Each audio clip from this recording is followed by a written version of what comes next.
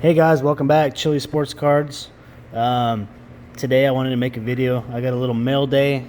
You're looking at some cards behind you in the background that might make your your panties drop. Chili, I'm doing some big things right now, so I just want to keep you all updated about what's going on with me and what I got going on. So, anyways, just got off work today. Worked a double shift.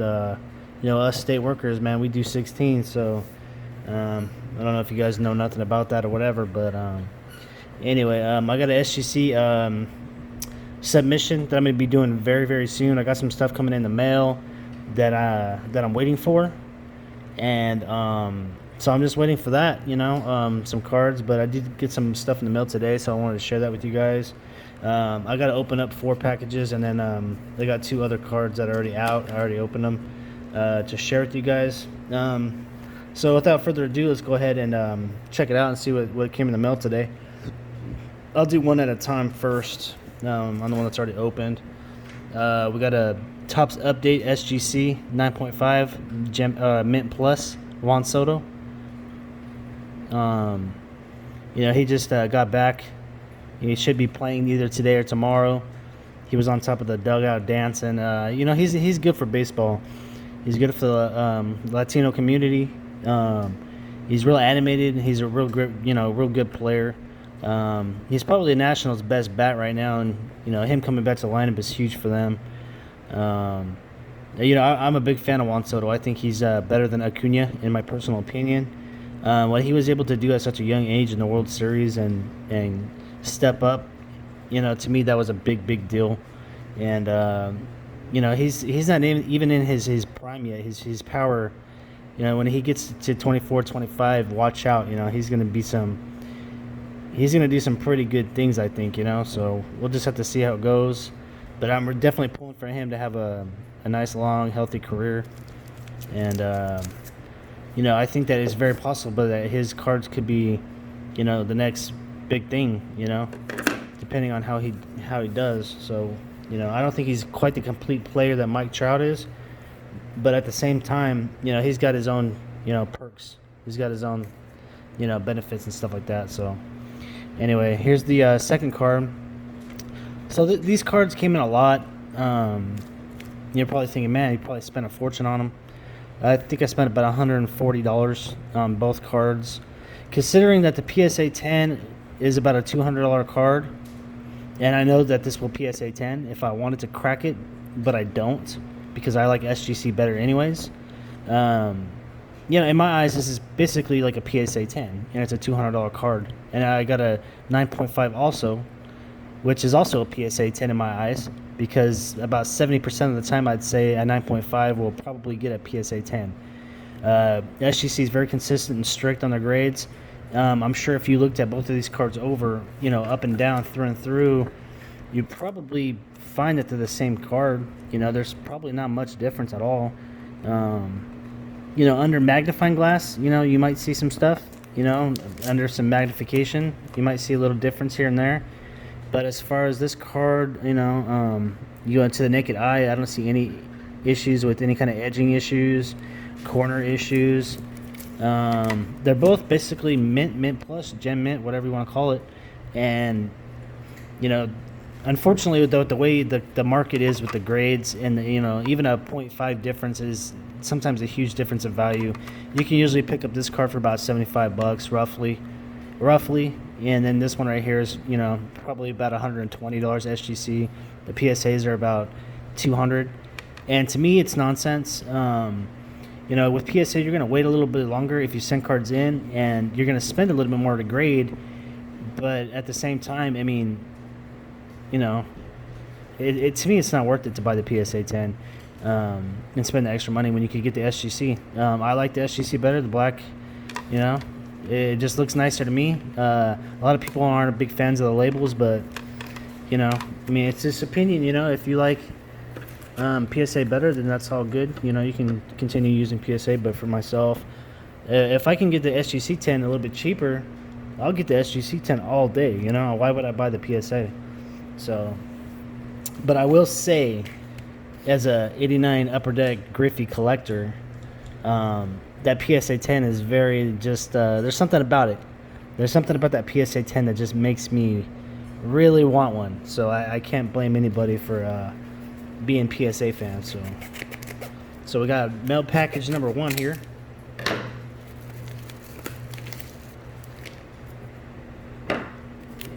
Shipped pretty nice. They put in a little team bag with cardboard in between. Nice bubble mailer. Nothing too super fancy or anything like that. And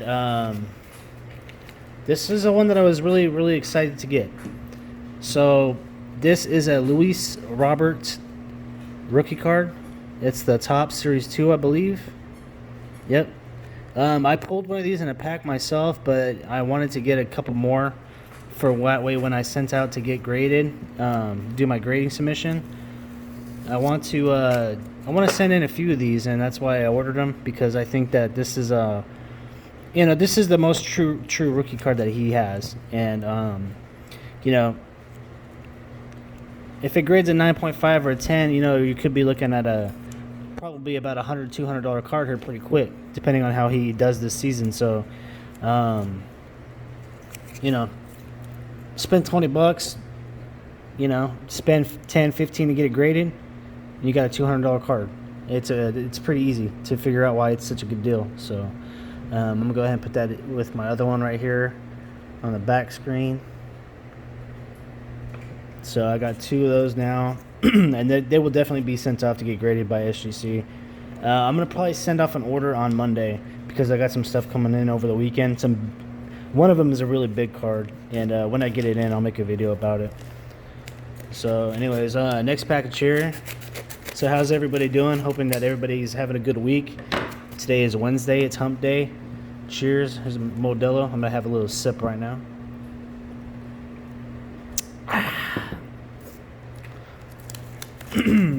So this guy, he sent it in 2 bubble mailers. So he went above and beyond the call of safety here, which is I appreciate that. Hopefully the card is a good one. I wonder what player it is. What do you guys think? What's going on here? Alrighty, so this is the Topps opening day. Super short print, Luis Robert. It's a tough pull. They say it's pretty much a case hit, and it's just like the Ronald Acuna bat down. Same kind of rarity. I feel like this opening day is a much more fragile card, though. So if you can get your hands, because there's some damage control with these cards, and when they had to put them into the packs or the stacks, upside down and all that, I'm sure that some of the cards just got damaged up a little bit, banged up a little bit, and I think it's going to make the cards a lot more valuable if you can get the 9.5 or the 10 grade. So that's what I'm going for. That's what I'm hoping for, and we'll see how it goes. This is going to be my second one of these that I've gotten in the mail, and I got, I think, one more coming, so we'll just see. Now, it's kind of interesting that this has this top sticker on it. I don't know if this is like a buyback because maybe somebody pulled one that was really bad in a pack, and then they complained, and so Top sent them out maybe a new one. I really don't know the exact story behind it, but the back looks really good, except for right here. There's a little bit of white showing. I don't think it's anything too dramatic. And the front right here is a little bit of edging, and I'm kind of scared to look underneath the top sticker, to be honest. And then the top left corner right here has a tiny bit of a, they're not perfect, but at the same time I don't really think they're bad. I'm gonna compare the two here.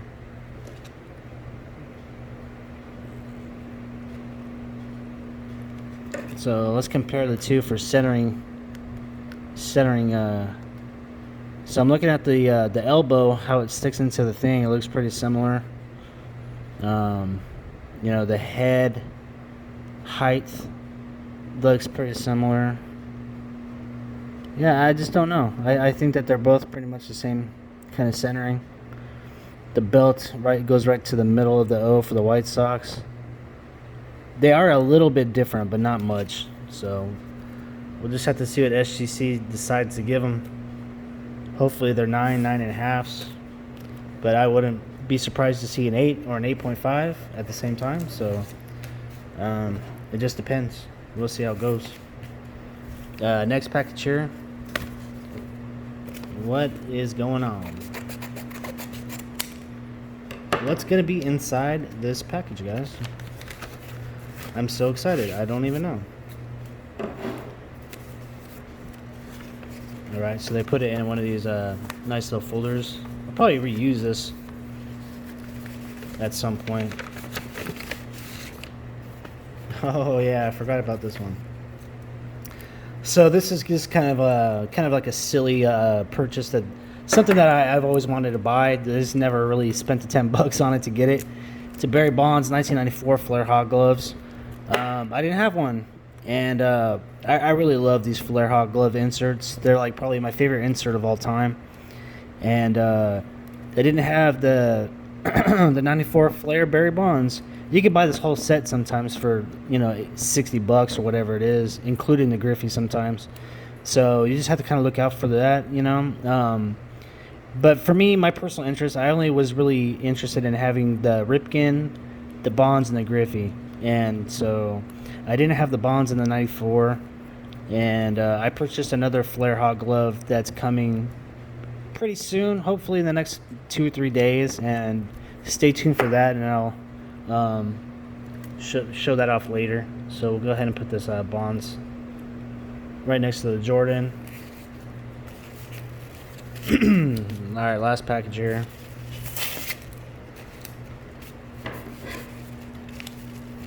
Alright.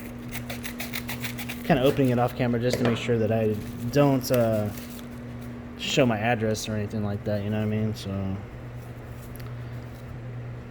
alrighty, they shipped this card pretty interestingly. So here's the cardboard piece, and it's scotch taped, which I can't stand, but it's a 1983 Fleer Tony Gwynn rookie card. You know, the centering don't look bad. It doesn't look perfect, but it doesn't look bad. And yeah, it looks pretty straight up and down. The corners look decent. You know, I have to take a real good look at the surface to make sure that there's no flaws or dents or divots or anything like that. So, but I did not have a Tony Gwynn rookie card. I started collecting in the early 90s, and you know, this was before my time. And Tony Gwynn was one of my favorite players of all time. You know, what just a tremendous talent and hitter he was. And I was looking at some of the rookie cards that he has, like the 83 tops. There's 2 pictures, and that's cool. I like that, but I just think the card's kind of ugly. And, you know, he's got his, like, he's running and he's looking away from the camera, and it just shows a big old butt on it, you know. So I'm not interested in the tops card. Yeah, it just doesn't interest me very much. I don't think it's that great of a card. The Donruss card I like a lot too, but just the picture, you know, is what I wanted to see. If I wanted to, you know, look at a card and think about Tony Gwynn and have a rookie card of his, I just wanted a good picture of him, and that's why I chose the Flair, because I just thought that was the best picture of him, and so that's why I got this one. I'm not sure how it will grade, if I will grade it at all, because I don't really think that I necessarily need to. I probably will, just because, you know, just to keep it protected better. I think that, you know, when you send a card in to get graded, you're doing, you know, a few different things. You're grading it because you want to add value to it sometimes. Sometimes you're doing it because you want to make sure that it's authentic, you know, and so when you get a card graded, it's pretty much authenticated, right? And also at the same time, you're doing it to either maybe possibly try to resell it and flip it and make money on it by increasing the value, or you want to protect it. You want to keep it protected better and have it for a long time in your PC type of deal. And I did not buy this card to flip. I did not buy this card to resell. I don't care if it grades a 6, so it doesn't matter to me. But yeah, I didn't have one, and I wanted one, and they're not expensive. They're like, I think I paid $5 for this card. If it grades like an 8, it might be a $25 card. So could I possibly sell it and flip it and make a little bit of money? Yeah, but is it worth it?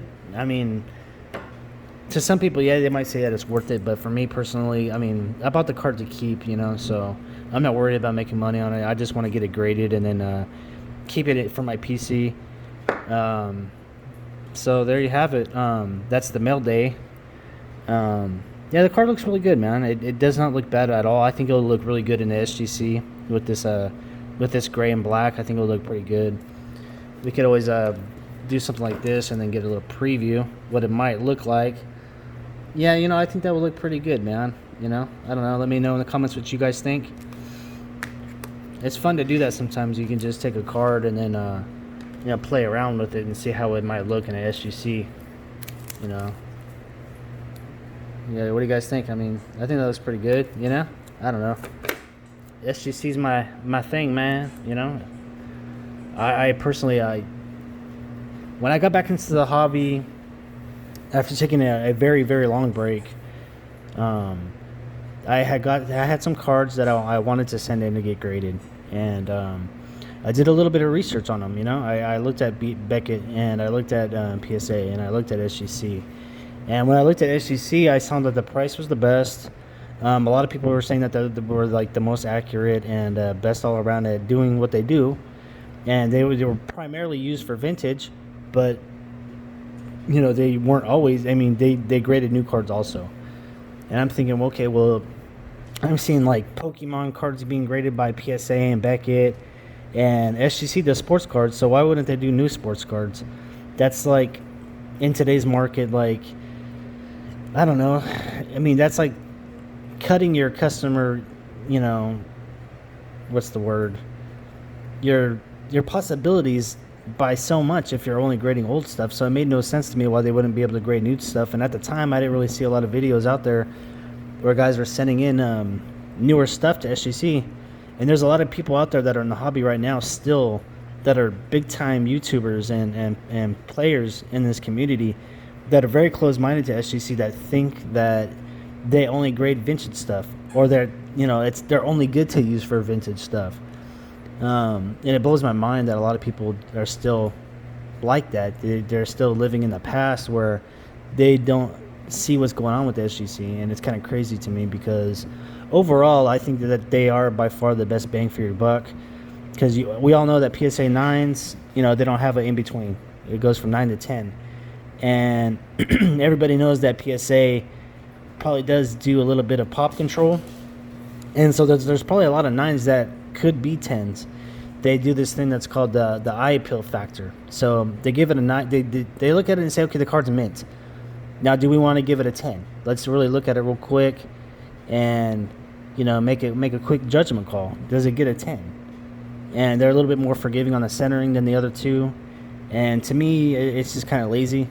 And that's just my opinion. But you guys can definitely have your own. A lot of people like that. It's either a 9 or a 10 because if 9's mint, then what's the next step? Gen mint, But with SGC, you get the mint plus. And then you also get the pristine, which is the gold label. And I would put up the pristine gold label against any BGS pristine. Honestly, like those the SGC pristines, I mean, it has to be exactly 50-50 centering and gen mint in order to get that pristine. So whereas Beckett, their black label might not be that exact 50-50, it might be 48, 52 and be gen mint. I don't really have enough experience actually grading with Beckett to say too much about their BGS black labels. It just seems like they're kind of a really rare thing and only certain people can get them. So I'm not a big fan of Beckett, and I'm not a big fan of how their price guide isn't worth anything anymore.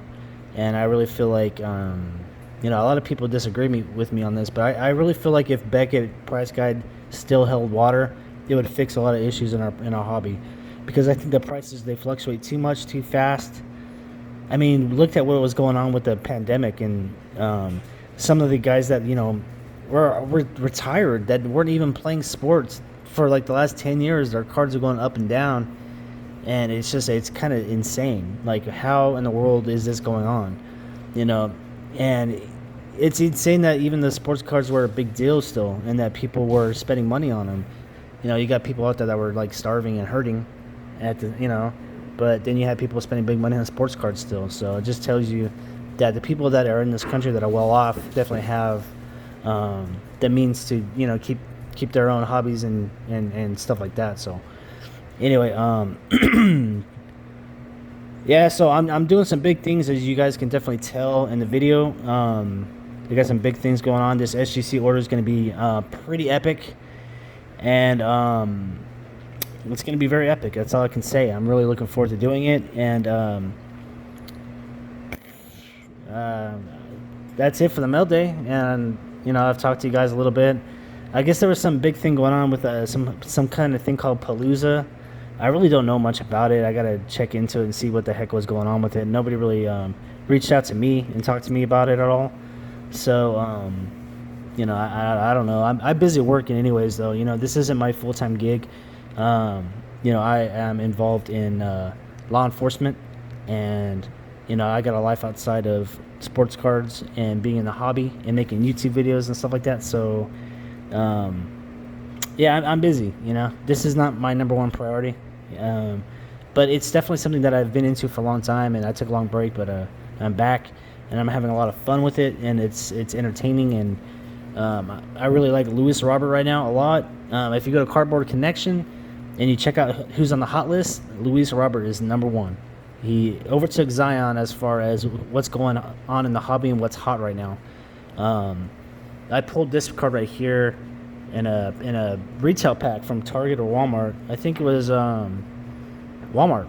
I want to say it was in a hanger box, numbered to 50. It was a pretty really. I mean, it was probably one of my best pulls that I've ever had. And it's not really saying a lot because it's the 85. It's not the true rookie style. I've been really looking at some of these this Top Series 2 vintage stock. I think for some reason that one appeals to me very much. There's the super short prints, and just a heads up for one of my next videos that's coming up. I got my hands on one of those super short prints. That's the SSSP. So I think that's going to come in the mail on Friday or Saturday, and I can't wait to show you guys that card right there. And that's going to be like one of my big three that I'm sending in to this SGC submission. You guys can probably tell what the other two are. So anyway, that's going to do it, guys. I appreciate it very much. Please leave any kind of comments, likes, subscribe, share with your friends. Let me know if you guys liked what I purchased recently and stuff like that. Let me know about SGC. If you guys like SGC, why you like it, why you don't like it. I'm all on board with SGC. I have not sent anything to PSA since 2006. Honestly, I don't have any plans to. I don't know what kind of card that I would actually send to PSA. I try to think about it sometimes and think, God, what kind of card would it be? Like, what card is in the hobby right now that I would send to PSA over SGC? And I really can't think of any, because, what I believe in my morals, and PSA having some of the history that they have. And, I don't know. I don't hate them, but I have no, I feel like truly, people might not like to hear this, but the only true reason to use PSA anymore, in my opinion, this is my opinion, guys, the only true reason that anybody has to use PSA anymore, in my opinion, is if you like PSA. Other than that, I mean, yeah, sure, if you're looking to flip something and it's going to get a 10 and it's a big time card, like if it's an 89 Upper Deck Griffey card, say if you pulled it raw, and you knew, because you were an expert on this 89 card, that it was flawless and it was going to get a 10, and you didn't know if it would get the pristine BGS, you thought maybe it might get a 9.5 and you might get more money for your PSA 10. So yeah, you send that card to PSA 10. That's a perfect example of a situation what I can think of that I would use PSA. And that might be one of the only instances, in my opinion, where I would use PSA. I really can't think of many other situations, to be honest with you guys, because the BGS Griffey 9.5 is about a 750, 850, sometimes maybe a $900 card depending on the subgrades. Well, a PSA 10, they're going for about $2,000, so that's double. I mean, that's double the money. So I mean, yeah, PSA all day, PSA 10 all day on that. So it really just depends on the card and the situation who you're going to use. I know a lot of people like Beckett. I think that Beckett, the 10s, the pristines, and the black labels, I think that they definitely carry the most value in the hobby as far as the grading companies. So that's a good reason to use them, and plus the subgrades are huge. If you really want to see the subgrades on the card and you're curious about something on it, or you just as a as a pure collector anyways that deals with grading all the time, and you pull a certain card and you're just curious and you want to send it to Beckett, maybe get a preview, or a judgment or something like that, maybe you might use Beckett and then want to crack it. Personally, I think that's a little bit too expensive to do, but there's people out there that do it. There's people out there that only look for Beckett cards to buy and then snap and resubmit them to PSA or SGC, depending on the BGS, subgrades. If it has good centering, and if it has good, corners, and then if it has very good surface, but the edges are still not, great. Maybe they're 9s, maybe they're only 9.5s. That's the perfect candidate to submit to PSA. You break that case, you send it to PSA, you get your 10, and then maybe you made a few $100s on a card. I know that Eleco company, or Eleco 3, he does a lot of snapping the cases. I've never snapped a single case in my entire life. I've never done it. But that might be something that I look into doing, in the future sometime. I've been looking at some 89 Upper Deck BGSs, and I've thought about maybe possibly trying that out. Maybe buying a 9.5 for $750 and then snapping it out and sending it to PSA to maybe get that PSA 10 for $800 instead of $2,000. It's definitely a possibility. I think that even it's a possibility for some SGC 9s to PSA 10, because I think the SGC 9s pretty much saying that it's a mint, and SGC is not an easy 9. Some of you might disagree on that, but if something SGC gets a 995, it's a mint card. And depending on that grader, maybe he's off that day. Who knows? I think all I'm saying is I think it's possible for an SGC 9 to get a PSA 10. Is all I'm saying. It might be a low percentage, but I think it's definitely possible. So, if it's possible for PSA 9s to regrade as PSA 10s, I'd say it's definitely possible for SGC 9s to regrade as 10s also. So, anyway, the video is almost 30 minutes long now. I hope you guys enjoyed my little talk, and I appreciate all you guys. Like I said, leave a like, comment, subscribe, and stuff. Really helps me out. I'm at 180 subscribers right now, and that's pretty good. I feel pretty good about that, but eventually, at some point, I would like to, get to that 1,000.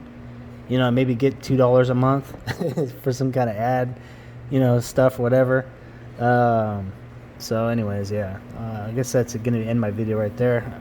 I'll talk to y'all later. Have a good day.